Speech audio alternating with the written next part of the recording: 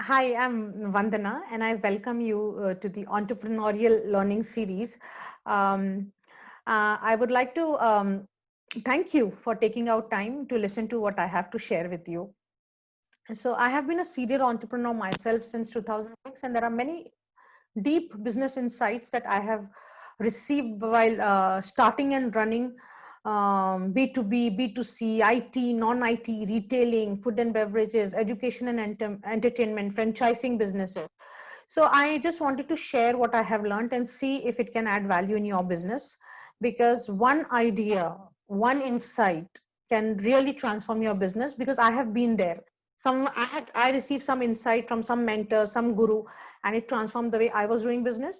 So I would like to share with you. And today's topic is how to increase profitability in your business. So are you interested to know how to increase profitability in your business? All right. So let's get started. So I have a friend. Okay, he's running business for over 5 years now, and he's like most of the time as a typical business owner, all the time busy, busy, busy, busy on calls, handling customer issues, handling team issues. Okay, so it's like the story goes right since morning till evening, and because the business owner is busy with the operations of the business, and only few of them focus on growing the business. Most of the business owners are actually busy firefighting routine issues, and I hope you are not one of them. Okay, so I have seen him, my friend, struggling. I have seen many entrepreneurs being too busy and yet not having that enough profitability. So one day my friend happened to discuss this story with me, that his father just wanted to know how his business is, what he does, and what are the numbers, and how much is his revenue, how much does he make.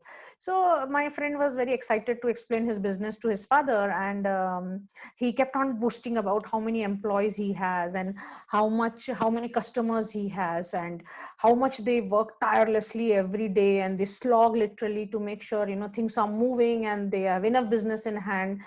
And his revenue was over 40 crores. So the father listened to my friend very comfortable, very patiently. And then after some time, the father asked him, okay, that's all right. I understand. I see you are struggling all the time and so busy all the time. You don't have time for family. You don't have time for family occasions. And I know your top line, your revenue is also good, handsome revenue you are earning. I just have one question for you. Okay. After doing so much, I just want to know, how much did you bring home? Basically, how much घर पर कितना लाया? How much did you bring home? Now that made my friend thinking, right? So my friend was running this business for over 5 years, and he was still trying to break even. Okay, so that means he hardly got something home, not anything home. He got good enough money to take care of his family, give a decent living to them, spend on some of the luxuries of life, some travels once in a while, right? But most of the time it was all about having cash flows issues and profitability issues in the business, right? So I agree, all of us work hard and hard and harder, and some of us may also have that so-called big revenues, right? But finally what it matters is ghar par kitna laya, right? To be able to thrive in your business and to make sure you're making some good money, it is very important to learn this business mantra that I'm going to share with you now. Excited to know what is that mantra, right? So the mantra is, to make sure you have enough profitability in your business, the mantra is, include your profit, okay, into your input cost itself. I will repeat that. Include your profit into the input cost itself. Okay, now let me explain this with an example, right?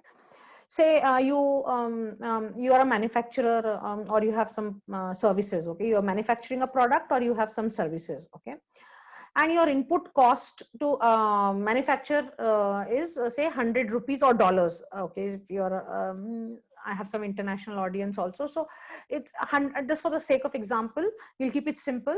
The cost of a product of services is 100 rupees or $100. Okay. And now you're expecting 20% margins on it.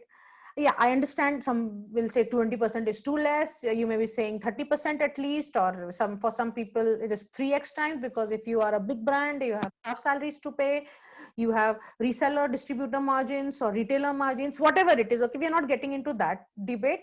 I'm just, whatever model you have, okay, you are expecting a profitability of say 20%.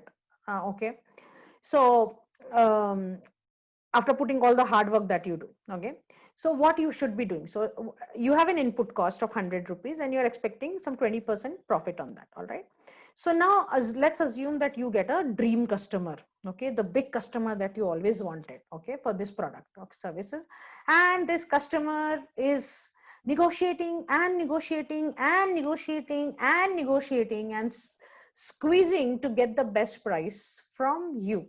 It happens, right? Everybody loves discount, especially in India. Everybody loves discount, right? So what now, he's asking you to give your product or service at 105 rupees or dollar, okay, 105, right? So you are just making 5% in that deal, okay? So now there are different types of business entrepreneurs, okay? Some some will say that, okay, at least my product is getting sold, it is not in the warehouse, and this is a dream customer, I'm going to get more business from them in future, so let me compromise on my margins at this time point in time, and I'll be able to take better margins next time, right? All those things that's going on in your mind, right?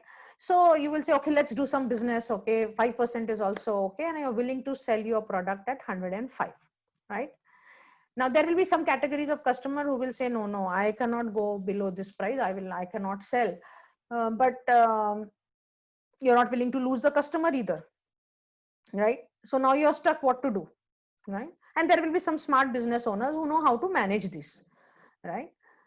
So the real problem starts when you start doing business without accommodating the time and effort that you are putting in to serve this customer. Most of the business owners forget to account for their time and effort. As an employee, you receive salary. As an entrepreneur, what's your salary? After taking out all the expenses, okay, all the expenses, and if you have partners and stuff like this, whatever you get in your hand, ghar par kitna laya, is your salary. Agreed, right? So what should you do? Okay, so what I generally, this is what I mean, this is what I learned from my mentor, and realized that I started applying this formula which I'm about to share with you, this mantra, after 11 years of being in business. Okay, and it totally transformed the money management in our business. Okay, so we also used to think, at least the product is getting sold, at least my business is happening, at whatever sells, let me sell that. So all these things I was also processing, right? So as a business growth strategist now, what I'm advising you is, and the mantra is that include your profit into your input cost itself, right? So whatever is your desired margins, 5%, 8%, 10%, 20%, depending upon the business industry you are in, okay? It's very subjective. All I'm saying is, whatever you are expecting to take out of your business, the profit margins or simply margins, whatever it is, okay, you must include that in your input cost itself, okay, and make some good money for whatever good you are bringing into this world, right? So for example's sake, you want 20% out of it. So what you should do, your input cost was earlier 100 rupees, right? Now you're expecting 20% on top of that, right? So it becomes 120, right? So include this 20 in your input cost itself. So now the new input cost for you is 120 rupees or dollars, okay? So you should work with a decision making framework, which is very, very important, that you will never sell your products or services below 120 rupees or dollars, is in bracket, okay, whoever is the audience for this, in your currency, okay, in your country's currency, okay. So now there's a benchmark that you will never go below 120, even if it means saying no to a customer. not like this no, a polite no, or the way you would like to handle it. Letting go of the customer, I think that is a better word, not saying no, letting go of that customer, because you know that it does not make any business sense for you to do this deal, right? See, there are multiple ways you can bring value in the life of your customers. Give them a lot of value, deliver, you know, massive value, over deliver. Okay. But when it comes to products, these services, if it's your time, you can give added consulting hours. You can give more number of visits, put a money to it. Say, for example, if I say I'll give you one consulting fee, the cost of my 1 hour is say 50,000. So but the price of whatever product I'm selling is say 10,000 rupees. Okay. Whatever products I have, or say 1 lakh for that matter. Okay. So I can, because the product is a cost to me, right? So I will, and I want to do this business. So I will do this business, but I will say that the customer is negotiating on the price. So I will say I cannot come down on the price, but I can give you 1 hour of consulting free. Okay. Or we will give you quarterly one free visit for you, to your factory, or to whatever the nature of business. Okay. So what I'm trying to say is, don't come down on the price, the money part. Give a lot of value to your customer. So what this will make sure that you're not going below 120, because money is important, right? Recently my husband was trying to acquire some 5-star property in Hampi. COVID times, they are functional. It was his birthday. So we thought we are going to get a great deal, because COVID times, and all the hotels are free and everybody wants business. So, um, but you know what? I'm actually super impressed. Okay. The price was very high. The regular price itself, they offered so many freebies. They said, so in a year, we will give you four free stay, for next 2 years. Okay. Something like that. Okay. But they didn't come down on the price of their hotel room, because right now what people want is cash flow. People want money, right? That money, right? So, but giving other offers, like you pay me this much, but this much I will be able to redeem for you when you come next, or next year, or 5 years from now. So they're trying to give more value, but they didn't come down on the price. So this is what I am trying to tell you. Okay, that include your profitability in the cost price itself. Market is very competitive. You can't have exorbitant pricing. To be competitive enough and still able to sell is a challenge by itself. I do understand that, right? But there are ways you can still, as I explained you, right? Don't come down on your price. Okay, but give massive value. There is a difference between price and value, right? So because you must also be having some cost to create that product, right? You have all your cost, right? But you also include your profitability, your margin, your effort, time and effort into the input cost as well, right? So it is also okay to say no to any client who is squeezing you and not valuing your products and services, and asking you to close a deal less than your input cost. So remember, all the opportunities are not to be followed or pursued, as some of the opportunities are sheer waste of time and resources. And in my experience, what I have seen is that a client who does not value your services, products, okay, and who keeps on negotiating you on the price, they will actually end up being a tough customer, a nagging customer, and you will end up spending a lot of time serving them. And what will happen is you will not have time, or you are not creating space for a customer who can actually value your products or services. So it's very important to know when to say no, with what kind of clients you would like to work, who can value your products and services, deliver massive value, don't come down on the price part. Okay. So choose your clients wisely, and always remember, ghar par kitna laya. Okay. How much did you bring home?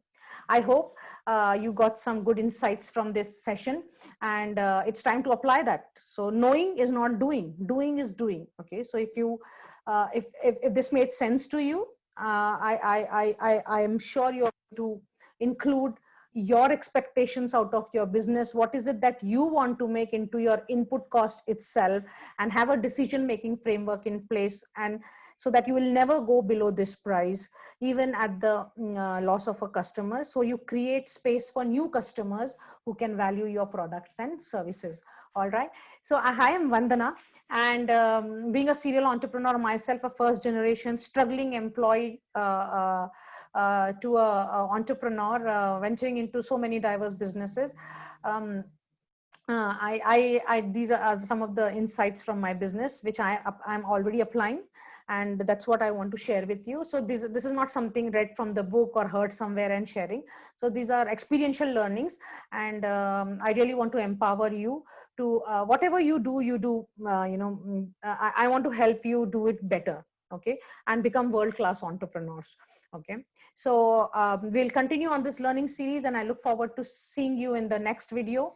And if you like what I have to share with you, do subscribe on my channel, The Entrepreneur Show, or whatever name we have given. I think I have multiple channels. So just subscribe to my channel if you love listening to what I have to offer to you. Stay safe, keep growing, keep evolving, and I will see you in the next video. Bye.